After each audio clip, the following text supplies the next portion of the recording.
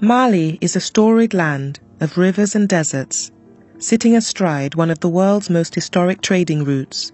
This is a place of unique material and cultural riches, watered by one of the world's truly great rivers, the Niger. From the great mud mosque at Djenné, to the teeming port town of Mopti, to the legendary vastness of Timbuktu, Mali is a place whose history defies the imagination.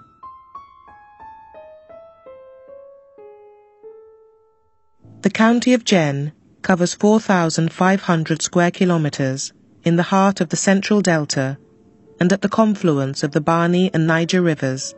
Its population is around 145,000, organized in 187 villages. Ever since remotest times, about 80% of this country has been inundated from July to March, thanks to the annual flood crests of the Bani and Niger rivers.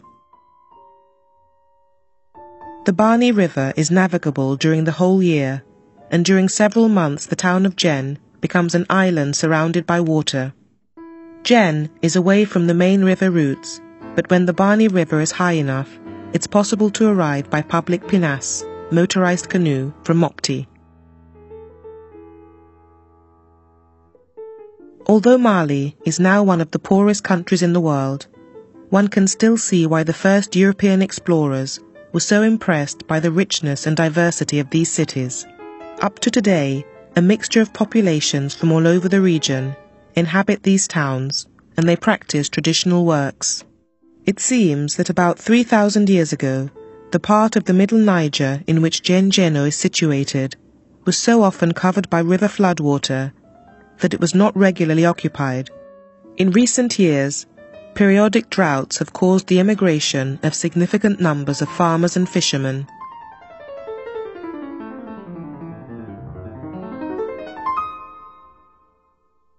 The city of Djenné is located at the hinge between the nomad world and the sedentary world. Constructed on a small defensive island in the Niger Basin, it's 500 kilometers by river from the caravan city of Timbuktu, with which it was linked for trade. The streets of sand, narrow or wide, wind their way towards the two major squares. 11 neighborhoods make up the spontaneous plan, which covers 20 hectares and is enclosed by fortification walls.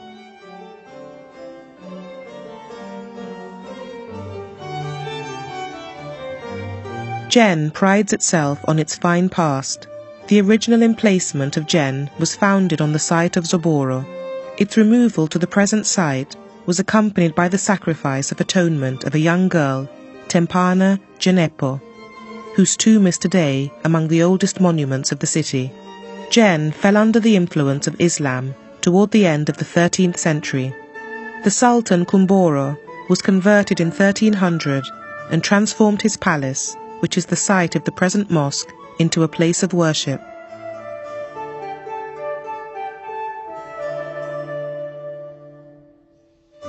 Rural buildings in the city are usually one-story structures with flat roofs. However, two-story houses are the most common. Roof terraces are actively used and may occasionally have a thatch-covered area to provide shade. Ancillary buildings may be covered with thatch. Dwellings made entirely of thatch appear mostly by the riverbanks as temporary shelter for communities of fishermen during the fishing season. Wood is necessary for the structure of floors and roofs, doors and windows, and toron. The bundles of palm tree trunks serve simultaneously as decoration and scaffolding for the required periodical rendering of the walls. Otherwise, the unique quality of the city and of its buildings results from the plaster quality of mud, allying structural components such as pillars and pilasters with the decorative opportunities they offer, so that pinnacles, parapets and toron appear as natural detail consequences. In the middle of a plain without a village, the hillock on which Djenné is situated was at the limit of the inundation zone during the Niger River's flooding season. Thermally ideal mud bricks, mortar and plaster are made from local deposits of mineral-rich silts after annual flooding. Mud, either as brick or as pies, is associated with the greatest examples of West Africa's monumental architecture, such as the Mosque of Djenné or the minaret of Agadez. The area most suited to mud brick architecture is the Savannah region, where there's enough water to make bricks, plaster and pice, yet not too much rain to dissolve the dried mud walls.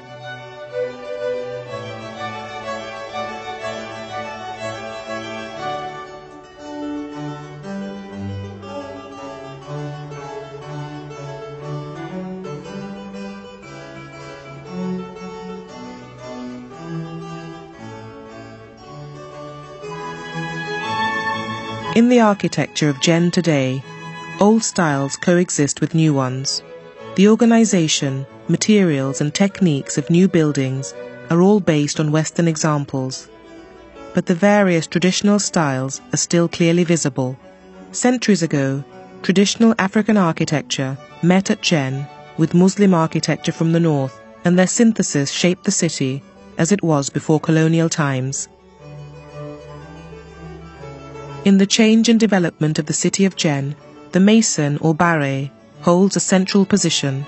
He's both a designer and a builder. By long tradition, still in force today, there's a mutual bond between a mason's family and other families in the town for whom he works. Most of the masons in Jen are members of the Barret Ton or Masons Guild, which maintains professional standards and regulations, fixes building prices and wages, and organizes the annual maintenance of the mosque. The training of a mason in the specific Jennen Masonic skills takes place through a master-apprentice system, but that too has changed over the years.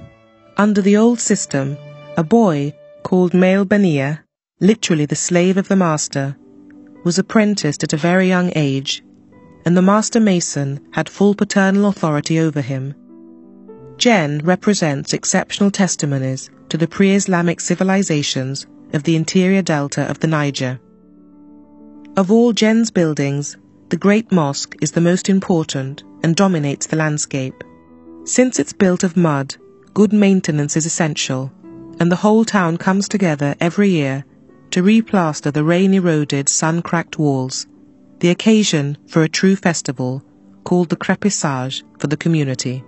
The repair of the Great Mosque is supervised by a guild of 80 senior masons, who also coordinate the annual spring replastering.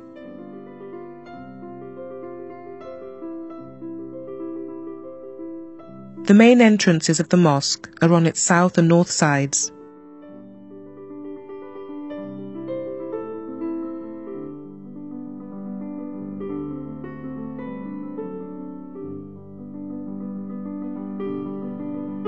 Mud, either as brick or as pice, is associated with the greatest examples of West Africa's monumental architecture, such as the Mosque of Jen. Mud architecture lends itself to the creation of plaster sculptural forms on fairly simple structures. Thus, a simple rectangular facade can seem livened by the addition of crenellations, engaged pillars, and decorative panels.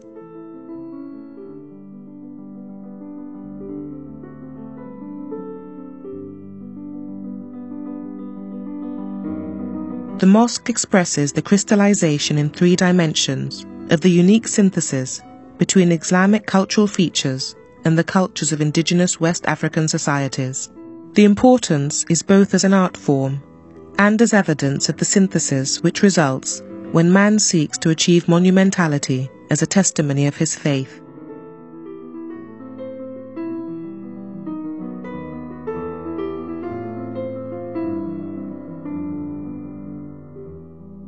The symmetry of its facade, composed of 3 major minarets, rhythmically interspersed with absolutely vertical buttresses, competes with the best traditions of the Beaux-Arts. Above all, it achieves a sense of verticality, one of those canons of architecture unrivaled in this part of the world. The minarets aren't built up of a mass of solid material, but rather enclose an ample set of spiral mud stairs which lead upwards to the roof, from where the muezzin calls the faithful to prayer. The minarets are thus an expression of their true function. The incorporation of the minaret as an integral element of the facade itself marks an innovation in mosque design. Towers are often topped with a spire, capped by an ostrich egg, symbolizing fertility and purity.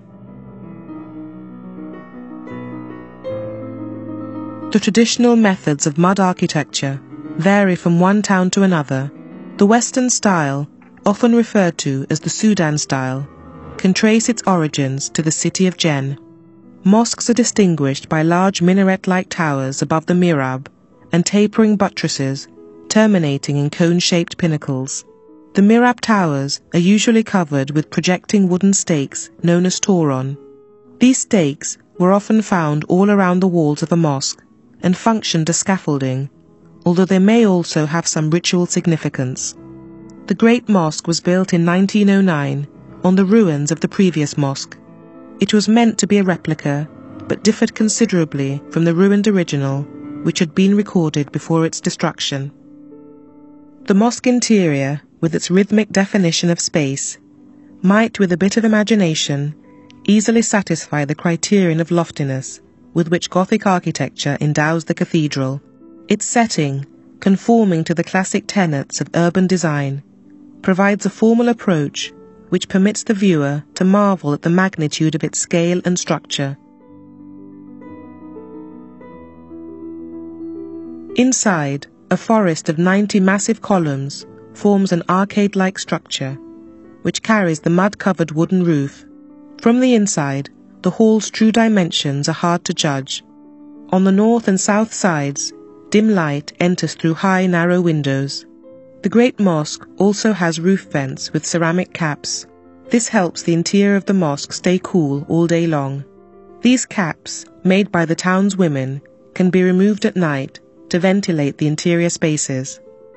The mosque's prayer hall, with 90 wooden pillars supporting its ceiling, can contain as many as 3,000 people. This interior massiveness contrasts with the impression of elegance created by the exterior facades and their vertical elements. As a city-state, Jen was supported in its hinterland by a strong agricultural foundation, and its position on the Bani River protected it with an admirable network of waterways.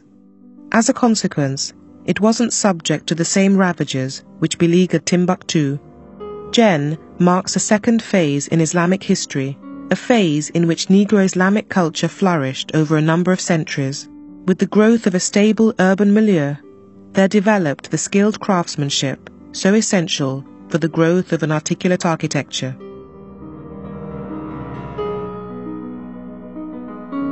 Jen is an outstanding example of an architectural group of buildings, illustrating a significant historic period and bears exceptional witness to the pre-Islamic civilizations on the inland of the Niger.